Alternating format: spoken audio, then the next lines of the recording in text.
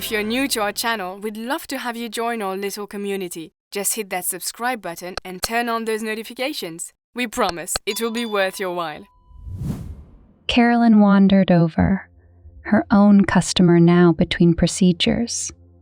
She was carrying a handful of various cosmetics, and she began to experiment idly with lipstick shades and eyeshadow colors, dabbing a spot on, scrutinizing it, then wiping it and trying another. She and Sandra discussed color. He felt very exposed, knowing instinctively that this experimentation was somewhat unusual and feeling every eye in the place was scrutinizing the discussion. Amid this seemingly non-essential exercise, Carolyn and Sandra continued small taunts, mocking queries about his petticoats, derisive comments about his sleek legs encased in the sheer nylons. Through it all was the abiding forecast of the detailed feminization that they planned to wreak on him this morning. Michael felt gloomy and distressed. The clock showed nearly time when Sandra had done with the manicure, and he could see the high gloss her efforts had imparted, appearing much thicker because of the successive layers. Sandra held up one of his hands and examined the nails. It's too bad that it's just a neutral shade, but that's what Jane ordered. Maybe someday I'll get to paint those little boy nails a pretty bright red. She spun the chair around and leaned him backwards again, washing away the chemical which she had applied and methodically removing each roller and dropping it into the sink. When she had done, she gently toweled the hair and turned him back around to see the springy curls that lingered in place of the rollers. She played with the little curlicues of hair, drying and styling it into the hair dough he had viewed in the picture. The curls were sprayed and the bangs teased until she was satisfied. Last, she took a lace ribbon matching his dress and twined it into the hairstyle, tying it into a bow. When she was through, Michael's glance in the mirror confirmed his deepest fears. His hair looked exactly like that of the model in the photo and would stay that way for months to come. Finally, she pulled away the cape and let him free. She leaned over and spoke again in her stage whisper. "See you in 2 weeks, Michael. Always fun to make a boy pretty. Now go let Carolyn get to work on you and make sure you say goodbye and let me see you before you go. Wait till you see what she does. A pretty little fella in lace and curls. And remember, there are still a few guys left in here, like those two near the door that can't keep the eyes off you. So don't forget." And she leaned closer and murmured with a broad smile on her face, "You're a girl now. Now smile, damn it. Make me think that you love this." Michael turned to glance towards the door, but Carolyn was there in a flash, leading him toward yet another chair. A group of teenage girls was assembled in a semicircle around it. Something was going to happen, he thought, that will make me the center of attention of that group. Despite everything that had happened thus far, he again felt panic. As she propelled him across the salon floor, Carolyn continued the taunts that Sandra had imparted. "I noticed you had long eyelashes, Michael. Did anyone ever tell you that? We are going to do a real number on those eyelashes and every other feature of your face. God, those girls you are about to meet would die to have lashes like those." Michael cringed at her use of a masculine name while she talked in the abhorrent reference to his naturally long eyelashes. His fears were already running rampant without her intentional taunts, and his heart raced as they approached the group. He noted that the girls were dressed comfortably, most of them in jeans or casual skirts. The swishing of skirts and pettice about his knees reminded him that he was dressed more like a girl than they. Carolyn directed him towards the chair after introducing him with the hated name of Michelle. Michael seated himself with a graceful swish of skirts and was grateful for Jane and Beth's training of such feminine mannerisms. He sat neatly before the girls with hands folded in his lap, and knees and ankles pressed tightly together. Michelle is going to be our model today, and I am going to show you how to make up for something more than regular day wear. Some of you may be in the pageant and parade this week, and there is a different technique for that. Now, as I told you last week, makeup is about the most dramatic way that a woman has to project herself. We could almost imagine that Michelle, for example, is a boy given how little makeup she is wearing except for all those cute curls. The girls giggled their disbelief, and Michael trembled that Carolyn was taunting him by suggesting the truth to these girls. He flashed a wan smile at the girls. As she talked, she had smeared cream over his face and removed all trace of makeup with tissue. Without the faint hue of cosmetic, his face had taken on a more boyish look. Well, of course she couldn't be a boy. Look at those lashes. Her words drew the girls' attention to his eyes, and they obviously approved of this naturally girlish trait. Now we want to start with a foundation that highlights that lovely complexion without looking pasty. She daubed dots of the flesh-colored compound over his face and smoothed it into his skin.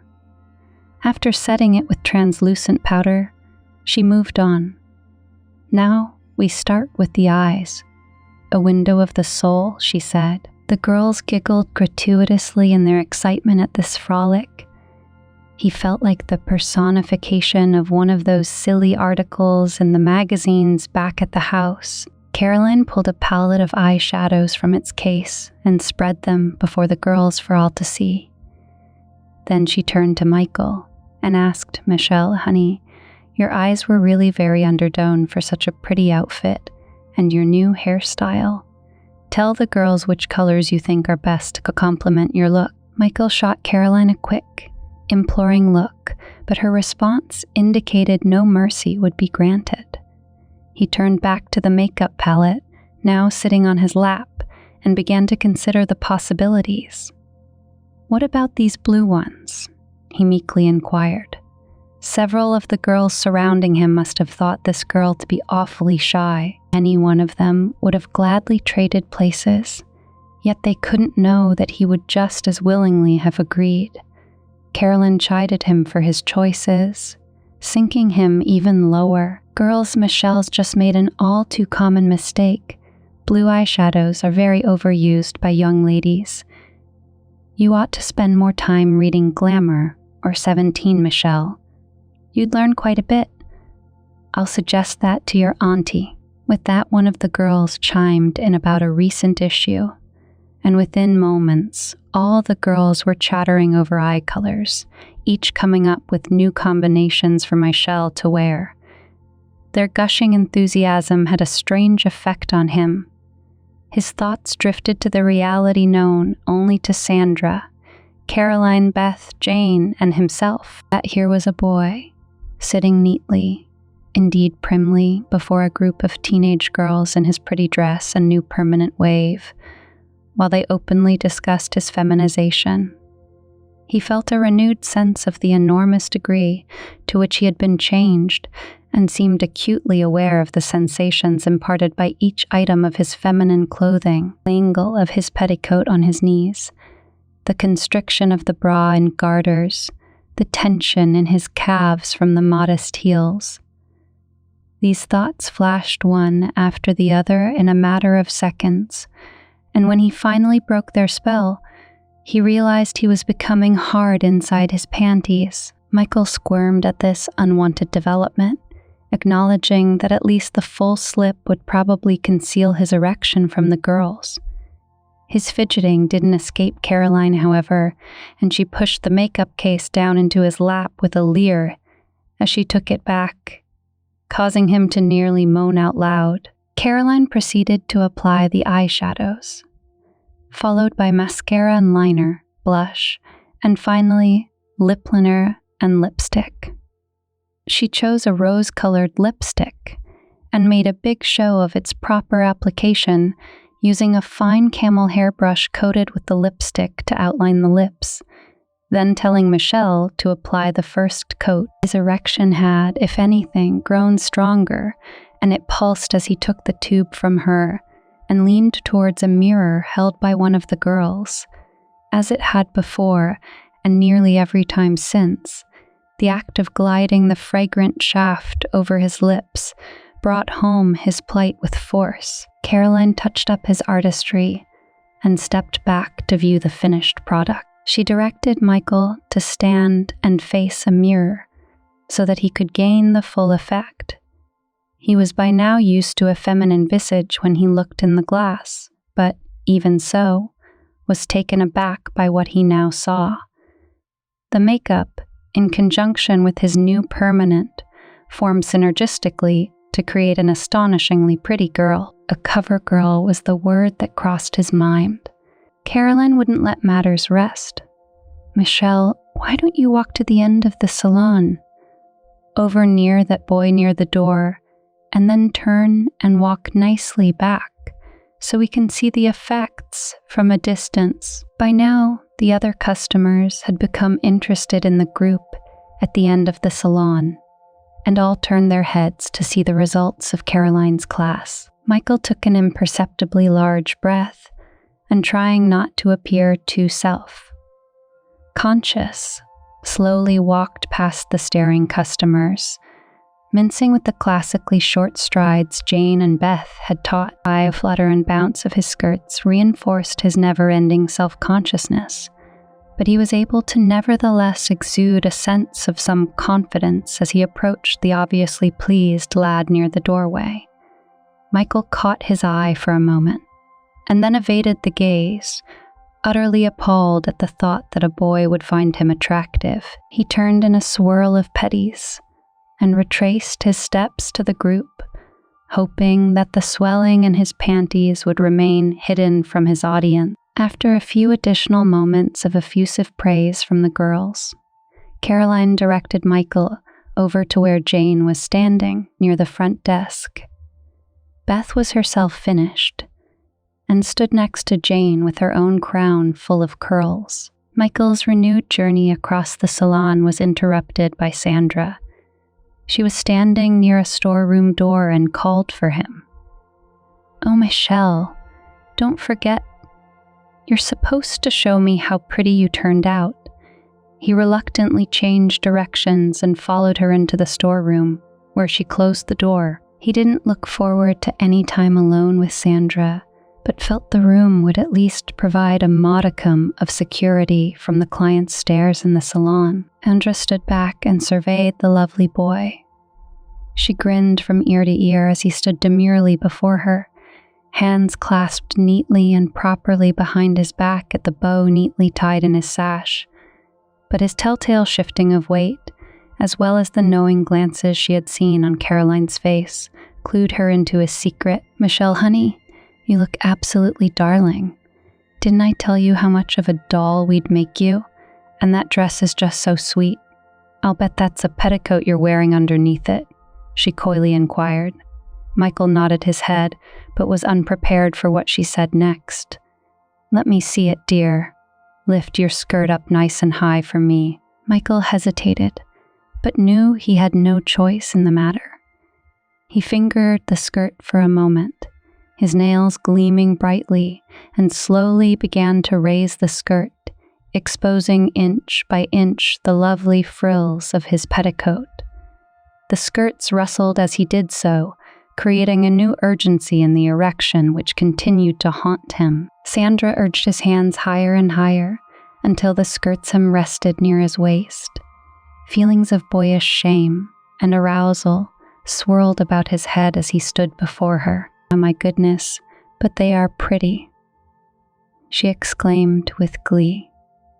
Michael didn't move as she came closer and stood over him, the skirts staying high and his penis pulsating with each heartbeat. "I'll bet you really like this, don't you, Michelle?" Sandra inquired, her twinkling eyes holding his in a gaze. "You know, being such a pretty girl," she said, thrusting the knife of her words in my deeply and twisting it. Michael's silence was met by Sandra's outright laughter. "Of course you do, silly. Look." And she swiftly scooped up his petticoats to expose the swelling at the front of his panties. A darker, wet spot shone clearly through the thin material of the delicate garment. "Well, our little sissy is excited. You must get a bang out of being the effeminate little wimp that you are, Michael." Michael jerked away and dropped his skirts, trying uselessly to find a remote spot in the room to hide. Sandra quickly grabbed his arm, preventing his escape, and he collapsed against her, emotionally traumatized by her discovery of his condition. He was unable to comprehend what or why he felt this arousal, and Sandra stood back to leave him briefly with his thoughts. She took a high stool and sat on it before him. "Perhaps, Michelle, you are beginning to realize the significance of this treatment your aunt has prescribed." He finally mustered some words and spoke more sharply than he had in seemingly weeks. "But I'm not a sissy. I'm not," he exclaimed in defense of his masculinity. He limply threw his wrist at her as he said it, and instinctively reached next for his head to retrieve a stray curl that had bounced in front of his eyes. His performance was remarkably feminine, and Sandra wouldn't let it pass. Her words cut to his core. "You can say that all you want, dearie, but the fact remains that you are the swishiest little sissy I've ever worked on." She gestured towards the door and laughed. "Now go run to your auntie. She wants to buy you some cute dresses, doll face." Michael paused briefly, trying his best to regain some composure, and left the false security of the room for the full salon. "Oh, and Michael, I'll be waiting to do you all over again in a week or so." "Ta-ta, you sweet little pixie." Michael followed Beth and Jane out of the beauty salon and into the passageway of the mall. "We'll do our shopping and try on the gowns first, and then have a nice lunch. Come along, girls," Jane announced as she swept up the arcade. She and Beth made a beeline toward the far end of the arcade, a determined woman with 2 young Debs in tow. Michael, trying studiously to look and move gracefully in the demi-heels, lagged slightly behind the pair.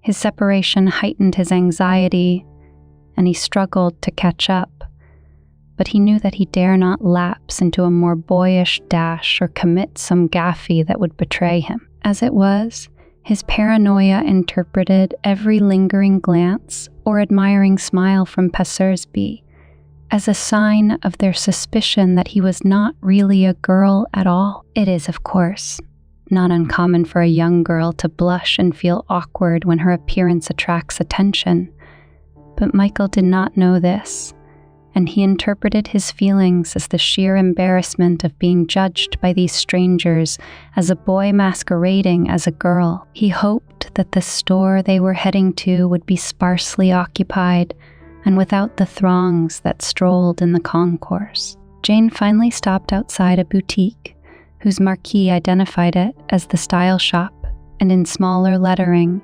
"Elegant Fashions for the Young Miss." It stood adjacent to a store named Melodi's Closet, and the open archway that he could see between the 2 stores behind the display windows suggested common ownership. In the display windows, several mannequins stared vacantly into space, their manufactured limbs motionless in graceful yet stilted ladylike positions. This immobile tableau stood modeling various lingerie blouses and skirts. One was elegantly resplendent in a formal gown, which bared the shoulders and then fell from a burgundy satin empire bodice to cascading tiers of organdy and chiffon. Michael could not help but notice that the shiny brilliance of the mannequins' curled coiffures and the exaggerated vividness of their painted features mimicked his own face, as he recalled the image which stared back at him back in the beauty salon when Carolyn had finished her ministrations on him. In a bizarre way, he felt like one of these fashion dummies. A counterfeit girl, painted and draped in finery. He caught up to Jane and Beth to find Jane engaged in a conspiratorial conversation with another, older woman. He fretted at glances that the other woman cast in his direction, and he tried to avert his glance and appear detached. Finally, he was summoned over by Jane and introduced with the loathsome feminine sobriquet Michelle to a woman named Miss Brenda Franson. She was near Jane's age, an attractive woman wearing a tailored tan suit, but with an elaborate frilled jabot blouse which added much femininity to her working attire. Her hair was carefully styled, and she imparted the look of a woman with taste and style who took great pains with appearance. She was, Michael learned, the co-owner and manager of this department. He took in the somewhat wry grin she graced him with, and the tone of her voice, and suspected strongly that she, like the girls back in the salon, was one of Jane's intimates in this game of feminization. That suspicion was validated as they walled through the store, and Miss Franson spoke softly in his direction. "I hope you have learned well from Jane, young man.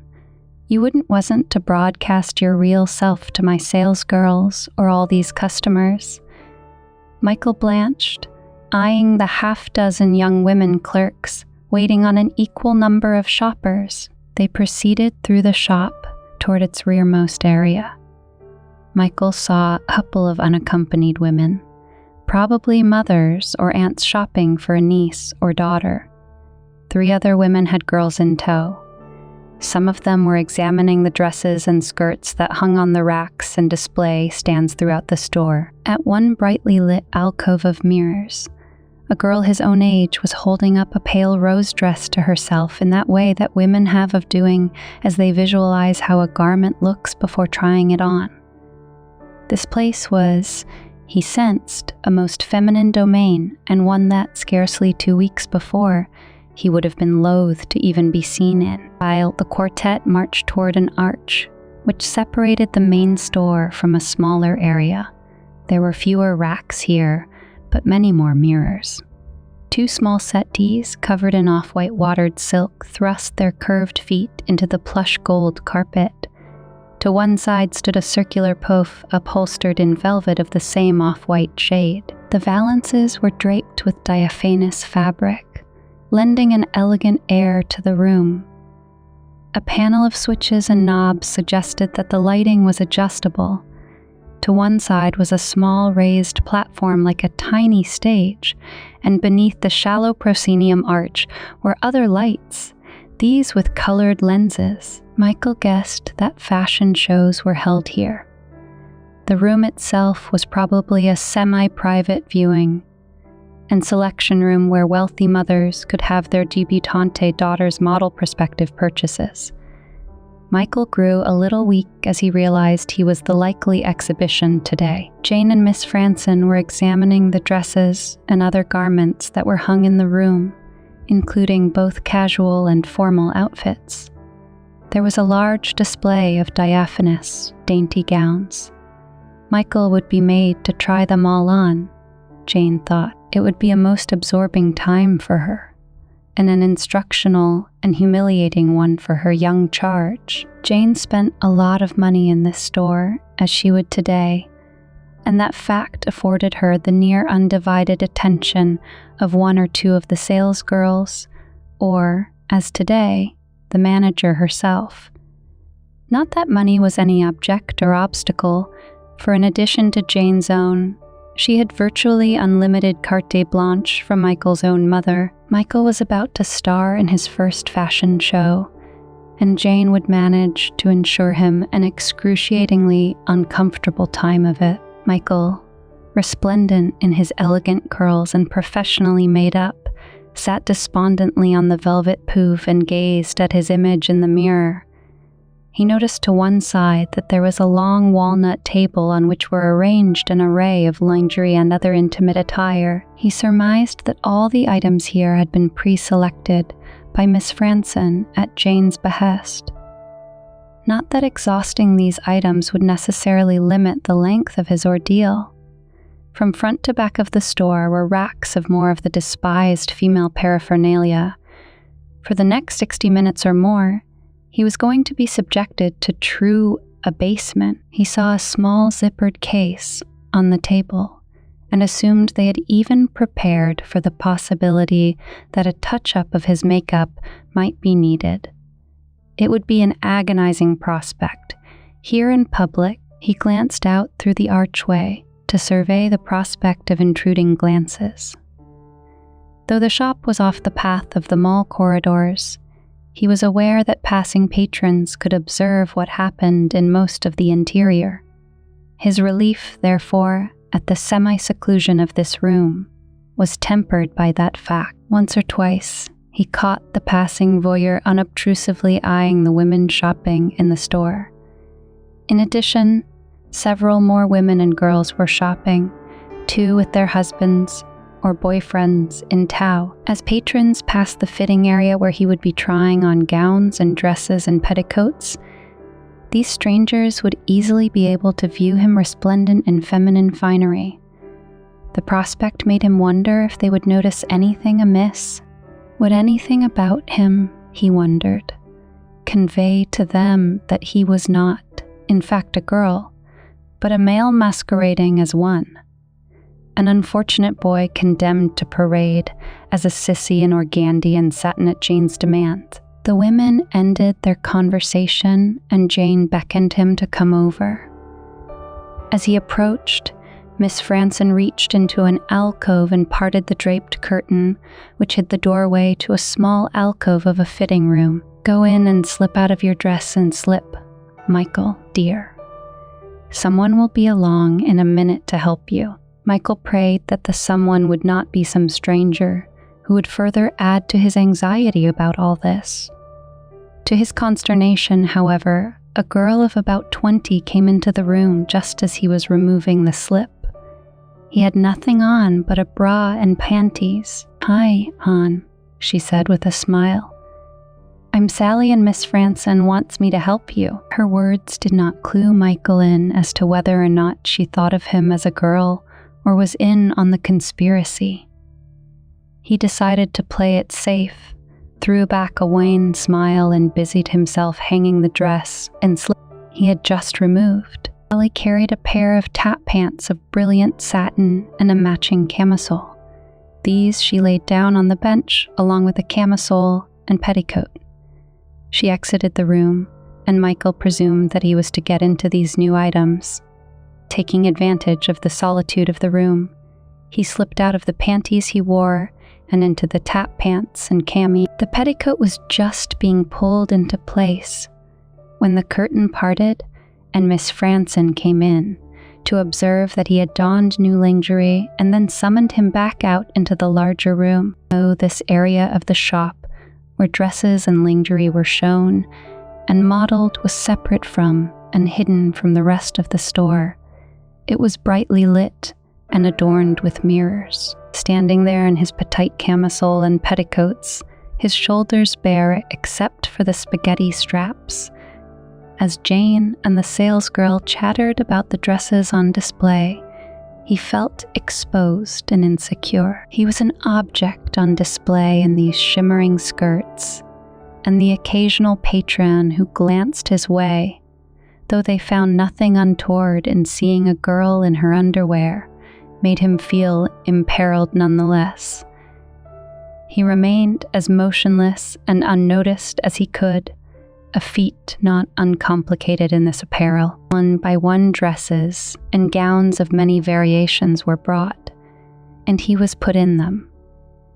Each time, Jane bade him to either stroll around the room or to mount the stage so that the trio of women could observe the clothing on him and chatter about each. From time to time, Jane indicated her choice of the garments he modeled, and he knew that that item was being purchased for his future use. Beth remained peculiarly aloof from all of this, and her silence was a bit bewildering to Michael. He reminded himself to ask her about this when they got home. It then came time to find the costume that he was to wear in some parade they had babbled about. The first gown Jane selected was antebellum, like something out of Gone with the Wind. It was a tightly bodiced dress with sleeves that exposed the shoulders. The skirt overflowed in a plethora of layers comprised of sheer organdie over a satin underskirt. In order to wear this dress properly, he was made to don still more petticoats which billowed the skirt outward in the interest of time. He was not required to don the other undergarments that went with this ensemble. Ruffled pantalettes and a chemise that laced with thin ribbons of velvet. But Sally, the salesgirl, gushed to Jane about the historical authenticity of these wispy undergarments. Instead, she had him temporarily don a strapless bra in the fitting room. This requirement, needless to say, discomfited him greatly, for he feared she would notice some manliness about him that would negate his girlish pretense. He made sure that he fastened the initial clasp, holding the foam pads of his bogus breasts in place, and only sought her assistance in fastening the other hooks he could not reach. He was sure she either did not notice or was too polite to make mention. He next was put into a satin princess gown of white and silver, whose ruffled hem brushed the floor. For this outfit, his feet were thrust into silvery slippers. It was regal and very exquisite. As with each item he modeled, he was made to cavor about the area, prompted by Jane to pirouette the skirts and to strike poses that she found to be most becoming. After 2 hours of trying on gowns and dresses and skirts, an array of articles had been chosen and consigned for delivery. Michael was glad to be back in the less flamboyant dress he had donned that morning, and even more relieved when the car finally pulled up at the house. They carried a profusion of gaily wrapped packages into the house, and more were to be delivered by messenger. In addition to the array of feminine attire that hung in Michael's closets and teemed in the drawers, these new items were to be added. It had been nearly 10 weeks since Michael's arrival. Jane found herself up early one morning, having her coffee on the terrace.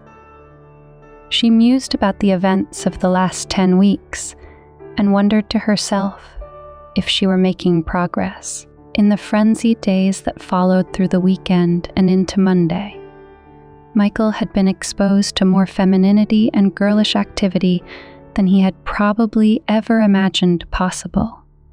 The curiosities, sights and smells of living a girl's life were thrust on him at a dizzying pace. There were mannerisms and postures to assimilate. He was made to practice for hours with rollers and makeup, his arms tiring from the unfamiliar reach required to roll the wands into his hair. He learned about colors and combinations in clothes, shoes, and accessories. He practiced curtsies, polite phraseology and locutions that sounded a feat to his male ear, adjectives that he would have shunned at all costs as a boy began to seep into his speech.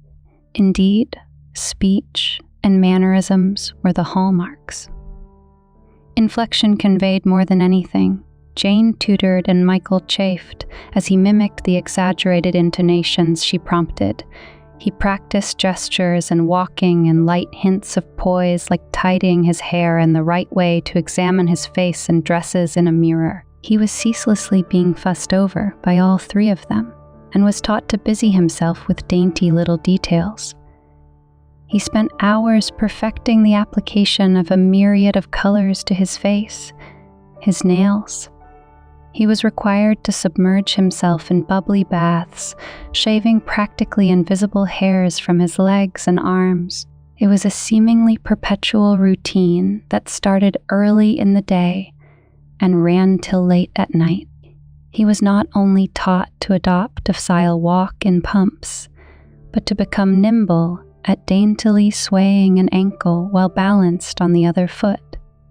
She taught him the girlish positioning of the hands on hips, as opposed to the arms akimbo, stance of a man, crossing the legs just right when sitting, exposing just the right amount of leg beneath the hem of the skirt, Karen both sitting and rising from a chair so that the movement flowed gracefully and smoothly. He mimicked the subtle and vain fluff of the hair that primped it in place.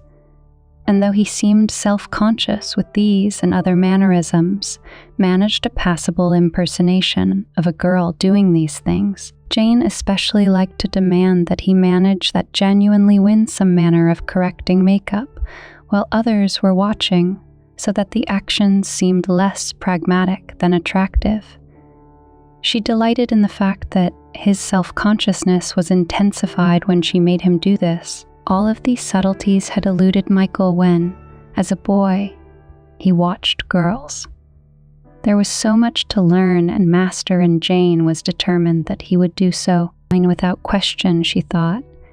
Michael had reached that point where he acquiesced to the demands she placed on him as to clothing and manner. But there lurked beneath his resignation an element of defiance which undermined her aspirations to subdue his will. Something had to be devised that would prompt his absolute subservience to her will and submission to her desire to correct his attitude. Jane knew that Michael had not totally given in to his fate, and she also knew she needed to find some stratagem that would finally break his rebelliousness. It was this thought that occupied her thoughts that morning. She thought over the highlights of the weeks since that first visit to Marisha Chalet. To be sure, there had been others, but it was the day of the pageant that provoked both the most marvelously distressing reaction and the major turnabout in the boy. Michael had been quite sullen at breakfast that morning. His demeanor, no doubt, a direct result of his profound dread over the events that awaited him that day. The day began early. Both Michael and Beth were at the breakfast table by 6:45, dressed only on jeans and tank top. They were both due at Marisha Chalet by 7:30 to be dressed, coiffed, and made up. The pageant parade began at 10:30, and they had to be at the marshalling area half an hour before.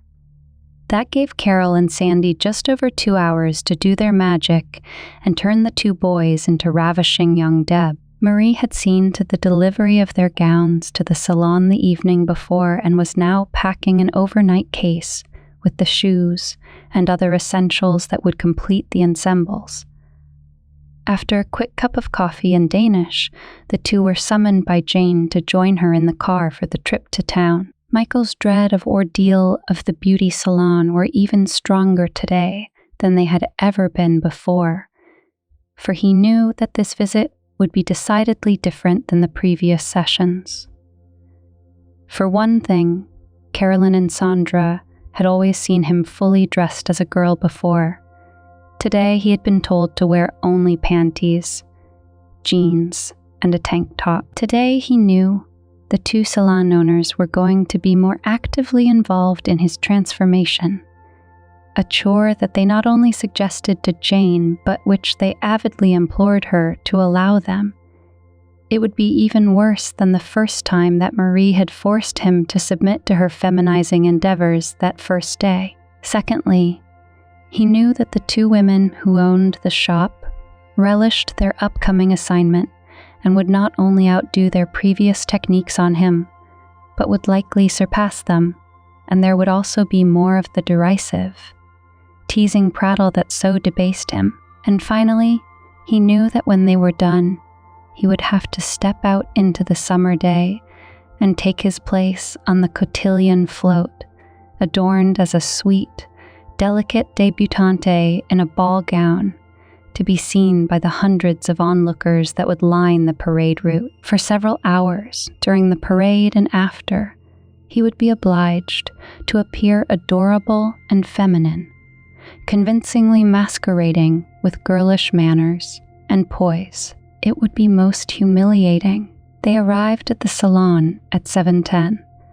The shop was not open to general patrons that morning, Carolyn and Sandra having rescheduled their customers to ensure no one except the pageant participants would consume their time and attention. Inside, Two of the assistant beauticians were busy fashioning curls on two of the other girls that Michael recognized from the one brief rehearsal he had attended with Beth. They nodded and smiled casually at him and Beth when they came in. Another girl sat idly reading a magazine, her head enclosed in the clear bonnet of a hairdryer. Carolyn saw them first, and she and Sandra came over to them, not hiding their gleeful anticipation. Both of them cast a mischievous smile at Michael. Carolyn turned Beth over to one of the assistants, who was idle, and then both women led Michael into a small anteroom at the rear of the main salon. "Michelle can getting fitted and dressed while Beth gets worked on," Carolyn said rather loudly to Jane, perhaps seeking to explain to the other three patrons the atypical practice of using the back room when so many of the regular stations were free. Jane responded that she would be back in about an hour. Once inside the small private alcove, Sandra drew the curtain that separated the room from the rest of the salon.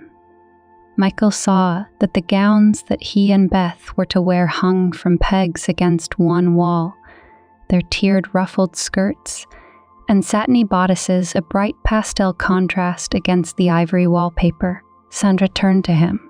"Well, little man, I have been really looking forward to this," she said with a devilish grin. "We'll allow you a little privacy in here as long as you behave. We don't want those Reels girls in the next room to see what you have underneath those pants, unless we have to. Start getting undressed." He hesitated at this command as Sandra turned and busied herself opening the overnight bag they had brought with them, and as Carolyn entered the room and redrew the curtain behind her, Carolyn noted his indecision and added her own warning.